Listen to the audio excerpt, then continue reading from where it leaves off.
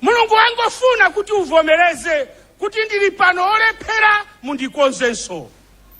Amen.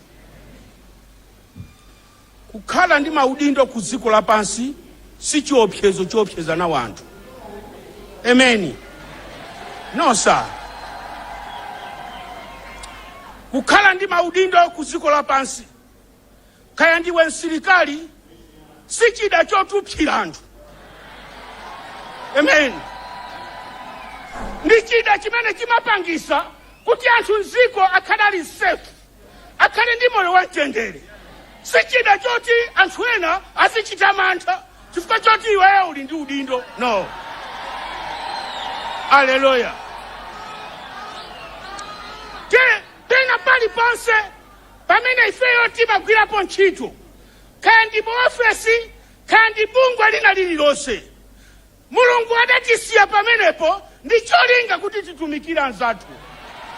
Amen. Chifukwa choti Mulungu adatisiya kuti titumikire anzathu mu dziko lino la Malawi, akatundu ako okusamwisa palibe amene amakhala osamwisidwa. Katundu wako kaona kuti ichi chandikhumudwisa, pita kwa Atate ndi kugonja. Ambuye mundikhululukire. Amen. Mundithandize chifukwa ntchitoyi ndikutumikira anthu amene inuyo munalenga amoyo. Amen. Zimene zingapangise kuti ziko wina aliyense azimva kukoma mu ziko la Malawi lino. Tikhale nako kuthekera, tikhale nako mphamvu zogonja pamaso pa Mulungu. Kumuza Ambuye vuto lina lililonse limene ifeyo tili nawo. Ndikumuza Ambuye kuti ndine olephera, koteko Mulungu ali wokonzeka kukusambisa ndi kukukonza. Tikuti tuwina aliyense osati uthenga unkumati iya uthenga wache uje iya. Hallelujah. Pano palibe uthenga wache uje iya. Uthenga uli pano ndi wa aliyense. Even ngakhala abusa. Amen. Mipingo anthusa kutidadaula.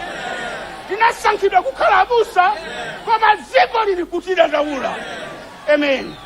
Ndiye kuti izani kwa ine muphunzire mmene ine ndine wozichepesa ndi wachifundo. Amene mukasatira ineyo muzapeza mpumulo wa moyo wanu. Amen.